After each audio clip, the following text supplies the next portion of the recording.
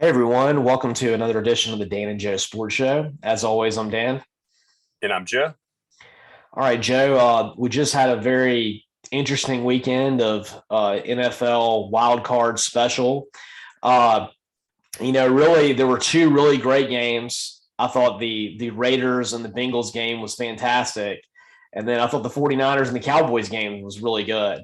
But outside of that, you saw a lot of blowouts. But let's start with the ones that were really good. And first off, the Bengals getting their first playoff victory since the infamous injury to Bo Jackson back in 1991. I wasn't even aware of this curse until last week when I was reading about it, but it made so much sense to me because, of course, being an Auburn fan, I knew about the injury that happened to Bo Jackson when he was coming off a Pro Bowl year with that time the Los Angeles Raiders. And I knew it was against the Bengals, but I didn't know that that was the last time the Bengals had even, and actually they lost that game and they'd won a playoff game the week before. And since then, they've lost every single playoff game. Well, I felt like there was a lot of voodoo that came in this one because a lot of the plays are really close went the Bengals' way, including a very ill-fated whistle.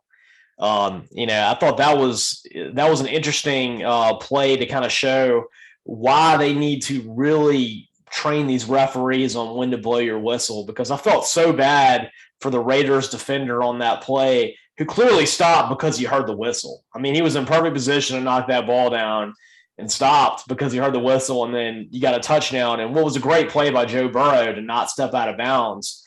But, you just hate it because you would have liked to have seen what would have happened on that play had the officials not gotten involved. No, that's true. And I think consequently, I saw that entire officiating crew is barred from the rest of the postseason as a result of that. They cannot officiate another game this postseason.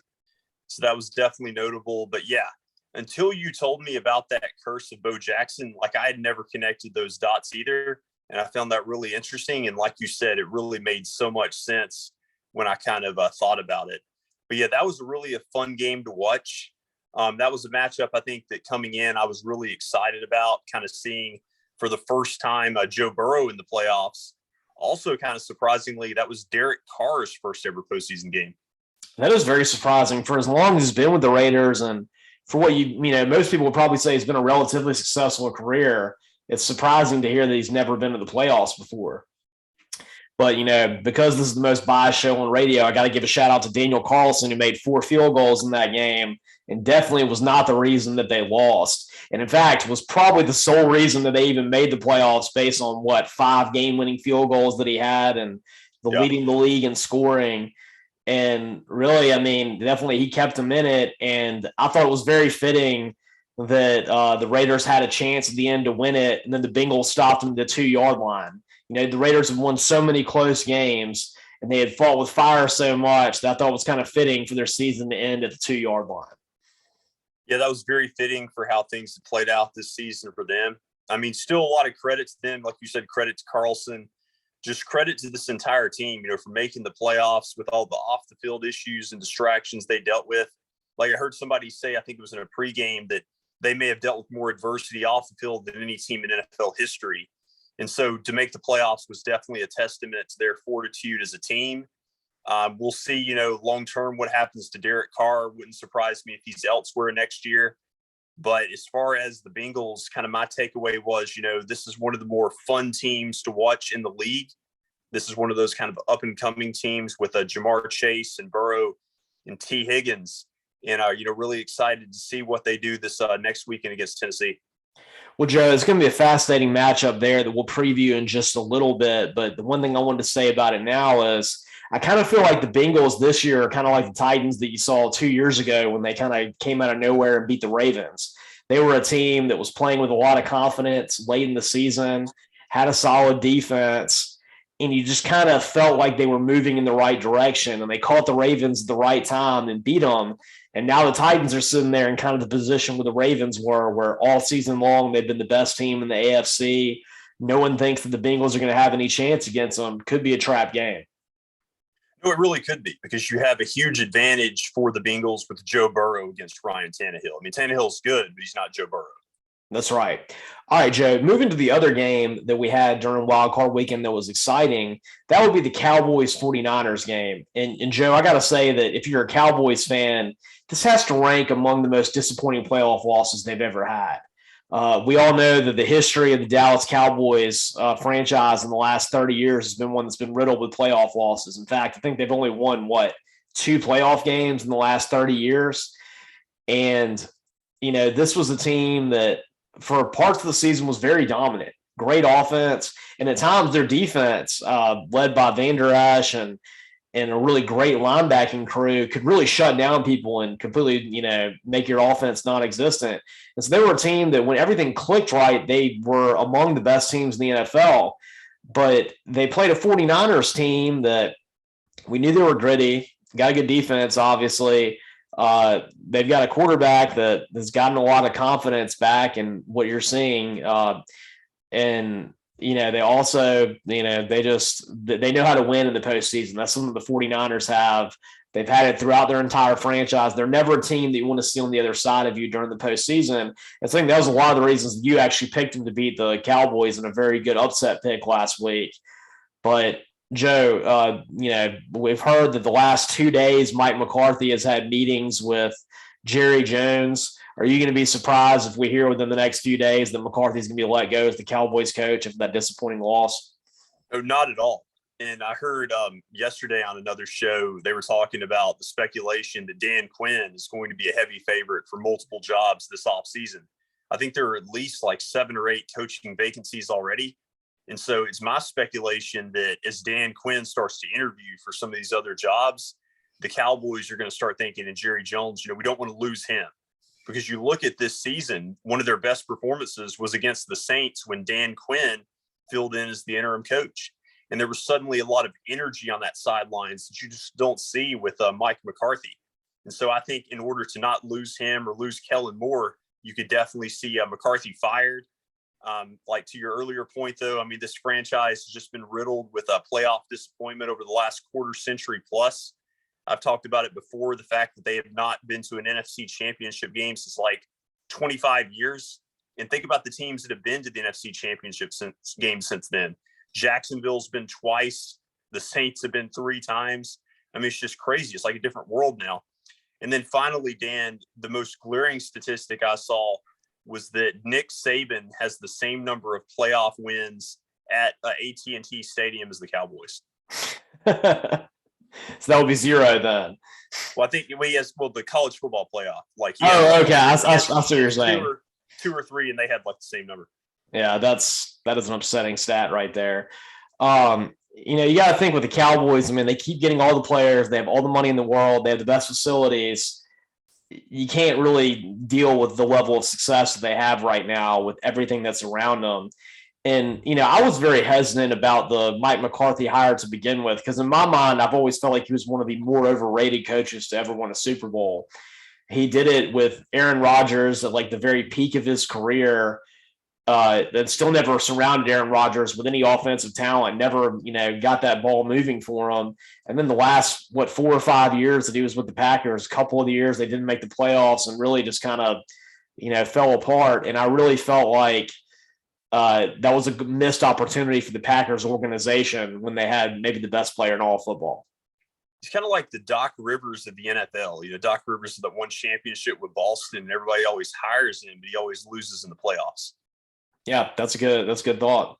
All right, Joe, losing the playoffs is not something that Bill Belichick's used to, but man, he got it and then some last weekend when they took on the Bills. I foolishly made a pick of the Patriots to get the upset because I was very happy to see that kind of the old school Patriots are back. Their defense was great. I thought Mac Jones had a fantastic rookie season, and Josh Allen just went out there and put on a clinic. I'm sure a lot of people are putting that loss in the hands of Mac Jones. He did have 2 interceptions, but I will say they were very amazing plays by the Bills defense if you watched them. But really, the story of that game was the Bills offense. They scored touchdowns the first 6 times they had the ball. And I don't think I've ever seen someone beat up on a New England defense like that. And suddenly, last year, everybody thought that was the Bills' year. The team that we saw last week looks like a team that could definitely win the Super Bowl. I think so. If they can replicate that performance, like you said before the show, it was like years of frustration coming out for Buffalo against New England. But yeah, I was with you on the upset pick coming into the weekend. I thought that the weather was going to make it tough on the Bills offense to operate. And it just seemed like the kind of condition that would be perfect for a Patriots upset. And remember, I mean, last month when they played in Buffalo, New England won like a really ugly defensive game. That's right. I mean, and all these factors led me to think that this was the Patriots' time to win at least a game in the playoffs and upset the Bills once again. But credit to the Bills, excellent performance and looking good moving forward. Joe, speaking of cold weather, I decided to wear for the show today my 2021 whiteout shirt from the Auburn Penn State game I went to. I got the official Penn State shirt because I just thought it was a really neat one in front of us, and it has the "Thank you, you're welcome" on there. So I thought I had to throw that in for everybody, and I got this as a gift to my brothers and my dad too because we all went to this game, and just a really great memory there. Moving on, another great memory would be what the Chiefs did to the Steelers. I couldn't believe that offensive output. I mean, we've been talking about last week how the Steelers had just such a gritty defense that had kept them in the games all season when their offense wasn't scoring touchdowns. They were scoring less than 20 points and winning. And I thought that was a for sure steal, getting an under it. I think it was like 46.5 in that game. And the Chiefs almost cleared the over-under in that game by themselves, dropping 42 on the Steelers. And, for all of us that were doubting this Chiefs team, saying that, they're not making it back again this time, well, they definitely look like they're the favorites right now in the AFC, and very excellent performance. And they didn't even give Ben Roethlisberger a hope of getting another playoff win to cap off his career. Yeah, they left no doubt. And it was just a complete, lopsided affair. The offense was clicking. You had Hill and Kelsey get going with Mahomes. And a statistic I thought about at the end of that game is that Patrick Mahomes, I think, is now 7-2 in the playoffs. His only 2 losses are to Tom Brady. So he pretty much beats everybody else. Yeah, and that's a lot of people have losses against Tom Brady in the playoffs. They showed a stat, and I think it was during the Bucs win they had last weekend against the Eagles, that Tom Brady had 43 playoff wins and that every other quarterback in Wildcard weekend had 25 playoff wins. So he almost had double the playoff wins of every single other quarterback combined, which shows you the level of dominance that Tom Brady's had over the last 20 years. No doubt. It's just unbelievable, and it just continues. And, Joe, the dominance they had was on full display against the Eagles. That was one that both you and I really liked the Bucs to enforce their will, and they did. I mean, they got up 24-0, and Jalen Hurts did nothing until it was trash time and put up a couple TDs. But that Tampa Bay defense looked very salty, and I thought it was a really good performance by both the cornerbacks, Carlton Davis and Jamel Dean. Both had really great games, and the Eagles' passing attack was pretty much neutralized in that one. Oh, absolutely. And one of my big takeaways from both that game and the Steelers' performance or lack thereof against the Chiefs is I really, I've been on record with this before. I don't like the NFL expansion of the extra wild card because it just kind of seems pointless to me. If you look at both of those games, the 7 seeds just absolutely blown out by the number 2s. Yeah, I mean, and Joe, as a Saints fan, the only thing I can say is that if they had somehow made the playoffs and they took on the Bucs, they at least have a history of beating the Bucs, and maybe that would have been more interesting. Although I think they would have been taking on the Rams had they gotten in, so that also would have been a better game. But yeah, I'm kind of with you. You look at both the 7 seeds, both got the doors blown off of them in it.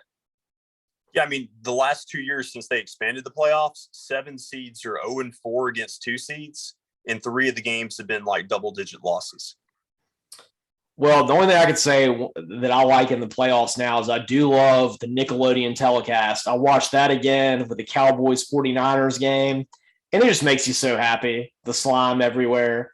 They actually added the slime man this year, which I'd never seen that before. He made a lot of pop-ups. The young Sheldon giving you the rules of football. And then, like I said, the best part about it is seeing the really young, talented people that they have on Nickelodeon that one day will be like a Kenan Thompson and that you'll see on SNL and that you'll see in movies. And you're seeing these really precocious kids who are just so smart and talented at the very beginnings of their career. And I love it. And then you pair Nate Burleson with it, who I think is one of the best announcers that they have in the NFL. And someone who I think is actually very underappreciated for how good he is. And I think it's just a great telecast. And I really wish they would, have a game of the week every week on Nickelodeon. And I would probably watch a lot of them. They should do it like a Peyton and Eli. There should be like a game of the week for Nickelodeon every week. Definitely. All right, Joe. Well, speaking of the games we have coming up this week, let's look at the ones we have coming up in the playoffs this week. Let's start off with that Cincinnati-Tennessee game. Joe, Cincinnati coming off a really gritty victory, their first playoff victory in 30 years where they beat the Raiders, taking on a very well-rested Titans team that word on the street is they're getting Derrick Henry back and that he's actually participated in full contact drills. So what are you thinking about this one, Joe?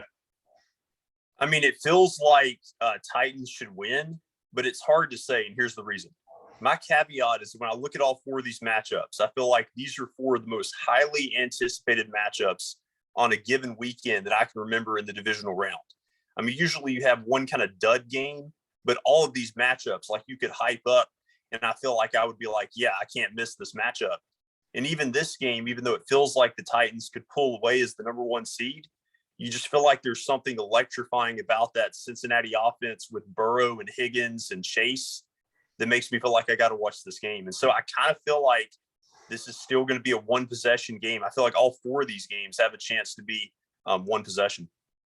Yeah, Joe, I think this could be a really shocking upset right here. I mentioned it earlier that I feel like this Bengals team is kind of like the Titans team you saw 2 years ago that made the AFC Championship game, and that the Titans are kind of sitting there as the old money right now, having a lot of rest, people not really giving the Bengals much of a chance. And, Joe, I'm going to call the upset on this one. I like the Bengals to win this game, and I think you're going to have your number one seed in the AFC get bowed out early. So I like the Bengals to advance in this one. Okay. No, I could certainly see that happening. I'm going to go Titans, but, just not a huge confidence pick. The main reason I'm going with the Titans, I think, is because coming into the season, they were kind of my pick to win the AFC and face the Buccaneers in the Super Bowl. And they're going to stick with that for now. I'll go with the Titans, on the hinge on the back of Derrick Henry and A.J. Brown and hopefully a healthy Julio Jones at this point. But definitely nervous about the matchup of, favoring the Bengals when it comes to the quarterback situation with Burrow over Tannehill. All right, Joe, let's stick in the AFC and let's look at the Buffalo-Kansas City matchup, which this really might be a de facto Super Bowl game right now with the way these two teams are playing. They might be the two best teams in the NFL. What are you seeing in this one? So I want to go Bills, but I'm going to lean Chiefs at home. And like the statistic I said earlier, the fact that Mahomes beats everybody except for Tom Brady, I think that the Chiefs will be ready for this performance. I think they've probably heard all week that people are favoring the Bills, and I think they'll be ready to go. Yeah, Joe, this Bills team, it almost worries me that they played their best game when they didn't have to. They didn't need to play that kind of game last week against the Patriots. I felt like they exercised a lot of demons in it, and they made Belichick look stupid, and they got all kinds of jabs in for years of being a bottom dweller in that division due to the dominance of Brady, Belichick, and the Patriots. But maybe that was a wasted performance because they really needed to play that kind of A game this week against the Chiefs. And you felt like they kind of just like such an emotional game, put so much out there and such a great effort that you see this Chiefs team who's quietly got confidence. No one really thought that they would beat the Steelers the way they did last week. They thought it would be a lot uglier. They haven't had quite the season that people want. They're kind of rounding into form just when you want them to. And Joe, I think I got to lean Chiefs in this one too. I don't think they're going to beat up on the Bills, and this Bills team is too good to get beat up on by anybody. But I do think the Chiefs are going to get this one in a close one. And you're right, having Arrowhead Stadium is a big advantage. Well, a couple of other things I'd say to add to what you said. The Chiefs started out, 3-4? They finished 12-5. So they only lost one game. And then finally, it's just the fact that they look so good against the Steelers where I'm like, if they had gone out and just won by one possession, it might be different for me. Right, exactly. I think that was a more impressive victory. You had the Steelers playing in Ben Roethlisberger's last game ever. I mentioned how great their defense has been playing. That was the Steelers' defense. I think you can make an argument has been the best defense in the NFL. And that's the only reason they even made the playoffs was because of how great their defense was. And the Chiefs went out there. Watt. Yeah, TJ Watt. Did he end up breaking the record? He was tied at the end of the regular season. I don't know whether he got any sacks against the Chiefs or not to ultimately get the record, but at the very least, he was tied with Michael Strahan for the most sacks in a single season. Yeah, and like the Steelers always say are kind of the AFC version of playing the 49ers in the playoffs. It's always tricky. Right. I mean, they're a very proud program that has as many Super Bowls as any other program. I think them and the Patriots and the Packers are all tied at 5 Super Bowls. Mm-hmm. And the 49ers, I think, might be in that range too, either 4 or 5. Those are kind of like the mainstays in the NFL. And so you know when you get on the other side of the Steelers that they have a long history of a lot of success in the postseason. Absolutely. All right. Moving on to the NFC. Let's first look at this Rams-Tampa Bay game. Obviously, the Buccaneers looked dominant last week against the Eagles. The Rams also looked very solid in a big-time win against the Cardinals in a game that I thought the Rams would win, but not that comfortably. Obviously, it's now or never for this Rams team, but what do you think about their chances against the reigning Super Bowl champions?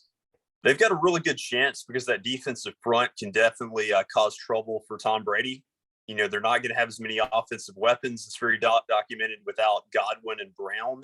They don't have as many running backs that are healthy. But at the same time, there's just something about this game being in Tampa where I just don't trust Matthew Stafford on the road against the Tampa defense. And then also I would add that, you just got to trust Tom Brady in the playoffs.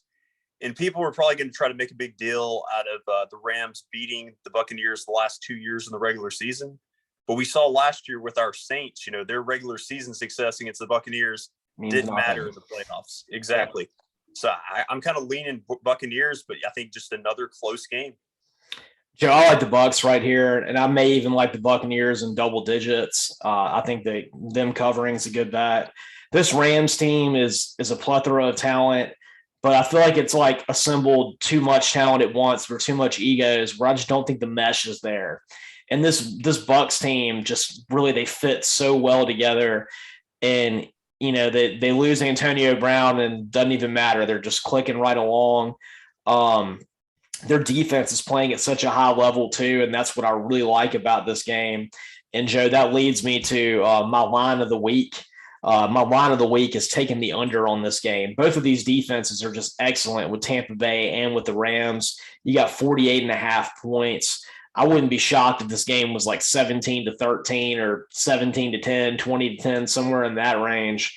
And I think you're going to definitely see Aaron Donald get to Tom Brady, get a couple sacks. You're going to see, the corners that they have at Tampa Bay locked down on some really good wide receivers for the Rams. And I just think that you're not going to have a whole lot of points, and that in the end, the Tampa Bay defense is just that much better. And then having Tom Brady is worth it in the end of this game. So I definitely like Tampa Bay, but in a low scoring affair in which the under covers. Yeah, it just kind of feels like one of those games where Brady, might even make a couple of mistakes, but he's just going to, beat Tom Brady and, just overpower that Rams defense in the second half. All right, Joe, last week we got to see a total blue bloods matchup in the NFL with the 49ers taking on the Cowboys. Well, we may have even got another step up this week when you get to see the 49ers and the Packers taking on each other on Lambeau Field. And, Joe, I think this is one that you got to beat on for everybody that wants to go down to Biloxi this weekend. Yeah, I saw where the Packers are favored by 6 points. I would say take the 49ers to cover here. I think this is going to be a game that kind of comes down to a last-second field goal. I told you before the show that Aaron Rodgers in his playoff career is 0-3 against basically his hometown team, the 49ers, where he grew up in Northern California. And we saw the last time the 49ers played the Packers in the playoffs at home at Lambeau, it was like a 20-17 win by the 49ers. I don't know, if it's going to play out exactly like that, but I'm kind of feeling like this is going to be a game that comes down to a last-second field goal. Like, I could really see it definitely within that 6-point margin. I'll lean Packers, but my goodness, this definitely feels like a game that the 49ers can win. Yeah, Joe, this has been a really tough one for me to pick. I mean, the Packers have been, after the first week where the Saints came out of nowhere and beat up on the Packers, they really have been the best team in the NFC.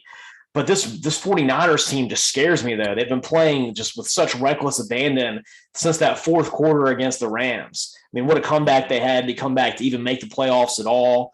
And then you look at what they did last week against a Cowboys team that frankly is more talented than them and that, had a lot of reasons to want to go out and win that game. And the 49ers are just, Jimmy Garoppolo is getting his confidence back. He's playing better. He's got a great playoff record. And, you're citing that fact, Joe, that, Aaron Rodgers does not have a good record against the 49ers in the playoffs. He hasn't won a single game against them. The 49ers are a force to be reckoned with in the playoffs. And Joe, I think I got to take the 49ers on the upset on this one. I really think that this is a team right now that I'm not saying necessarily a team of destiny, but a team that's playing at such a high level that I'm going to take them this week to just have it for at least one more week before they take on Tampa Bay. So I like the 49ers and yet another upset of Aaron Rodgers and the Packers. I think that's a good pick. Here's another thing I'd say. What made me kind of almost want to lean 49ers is the last 4 times they've been in the playoffs, they've made it at least to the NFC Championship game. And how cool would it be to see Tom Brady take on, his hometown team with the 49ers? We've never seen him face off against them in the playoffs. I feel like that's a Super Bowl matchup that would have been intriguing that never happened when he was with the Patriots. So would like to see, that happen with the Buccaneers and 49ers. But yeah, at the end of the day, this feels like a game that the Packers traditionally lose with Aaron Rodgers, unfortunately. Just something about this, 49ers franchise, when you look at the current makeup of the team, Dan, and you have the Niners with the versatility of Deebo Samuel, the ability to run and catch. You look at George Kittle. I mean, they have some playmakers that will make things really tough. So if this game gets close, you're really worried about the Packers. I feel like the Packers need to win this game a little bit more convincingly. I think so too, Joe. I think that's definitely the path to victory for the Packers, is to go ahead and put your foot down early, get Aaron Rodgers, get Devontae Adams worked in early, get a couple scores early on, get that confidence in, because you don't want to be in a fourth quarter matchup with this 49ers team. Yes, I think if it's close in the fourth quarter, you do kind of worry. Like I said, I'll lean like very slightly Packers, but definitely nervous about this game. All right, when we come back, we're going to look at some college basketball going on, especially my Auburn Tigers, and what great things they're doing in the first half of this basketball season. I want to thank all of our listeners. You can catch all of our episodes on Spotify if you look up the Dan and Joe Sports Show on Spotify. Also, check us out on YouTube now. The last few weeks, we've had our YouTube channel up and running, and you can catch all of these episodes on here in live and living color. And also, you can follow us on Twitter at DJ Sports Show. And as always, I'm Dan. And I'm Joe.